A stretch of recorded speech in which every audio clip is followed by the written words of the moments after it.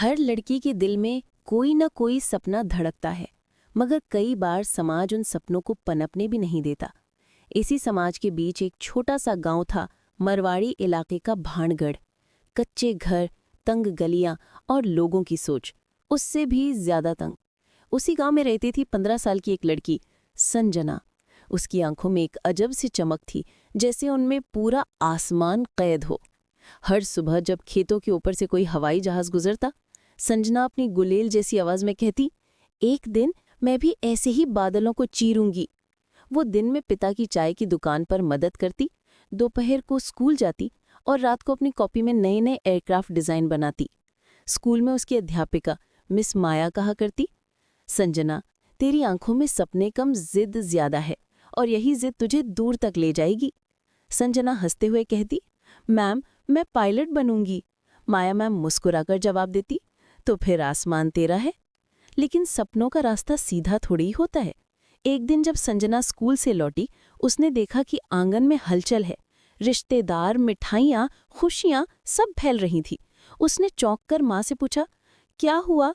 माँ ने मुस्कुराते हुए कहा, बधाई हो संजना, तेरी शादी तय हो गई है। अगले महीने बारात आएगी। उसका दिल जैसे धड़का ही नहीं। उसने कहा, माँ, मैं तो अभी 9वीं में हूँ, मेरी पढ़ाई। पिता ने कठोर आवाज में कहा, लड़कियां बहुत पढ़ लिख लें तो घर संभालना भूल जाती हैं। अब तेरे लिए यही सही है।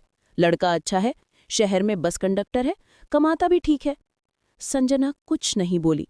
उस रात उसने अपनी कॉपी बंद कर दी, सपनों को कपड़ों के साथ एक पुराने बक्से में रख दिया। अगले महीने ढोल नगाड़ों के बीच उसकी शादी हो गई। हाथों में मेहंदी थी, पर दिल में बुझी हुई उम्मीदें। शादी के बाद उसका पति अर्जुन भला और सरल इंसान था। वो रोज शहर जाता और संजना घर संभालती, सास ससुर की सेवा करती। दिनों ने महीनों का रूप ले लिया और उसके सपने धीरे धीरे भीतर कहीं दबते चले गए। पर हर रात जब गांव के ऊपर से जहाज गुजरता, संजना खिड़की से उसे देखती और मन ही मन कहती, काश मैं भी।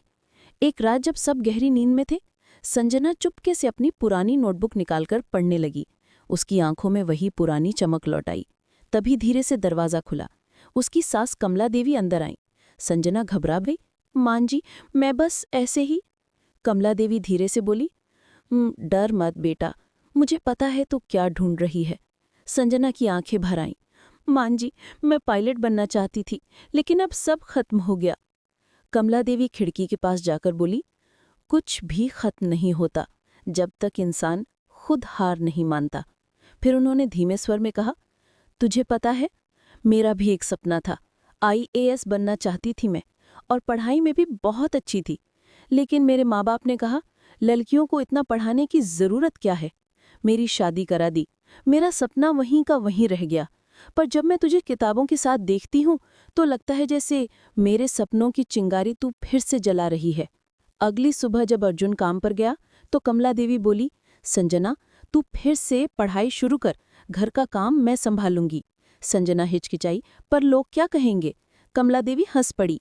लोग क्या कहेंगे ये सोचकर तो लोगों ने कुछ किया ही नहीं। जब तू उड़ान भरेगी ना, तब यही लोग ताली बजाएंगे।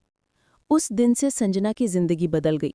सुबह वो घर संभालती, दोपहर को खाना बनाती और रात को ऑनलाइन क्लास लेती।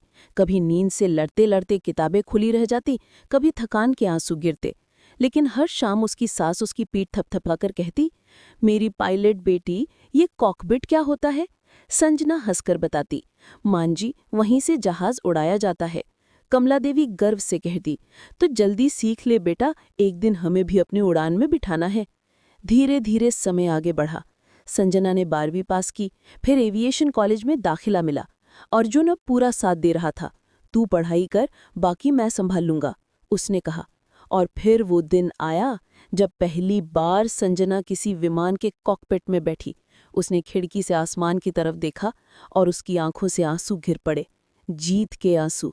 कुछ साल बाद जब वो एक प्रसिद्ध एयरलाइन में पायलट बन गई, तो एक पत्रकार ने पूछा, संजना जी, आपकी सफलता का राज क्या है? वो मुस्कुराकर बोली, मेरी सास कमला देवी, वो औरत जिसने अपना सपना खो दिया, लेकिन मेरे सपनों को अपनी ताकत बना लिया। अगर वो ना होती तो शायद मैं आज आसमान में ना होती।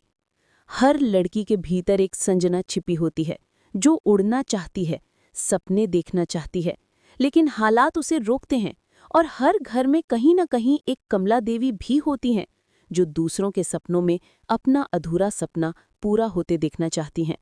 अगर हमें कोई ऐसा इंसान मिल जाए जो हम पर विश्वास कर दे, तो कोई भी मंजिल मुश्किल नहीं रहती। अगर आपको ये कहानी पसंद आई हो तो इसे लाइक करें, अपने दोस्तों और परिवार के साथ शेयर करें और ऐसे ही प्रेरणादायक कहानियाँ सुनने के लिए हमारे चैनल को सब्सक्राइब करना बिल्कुल ना भूलें।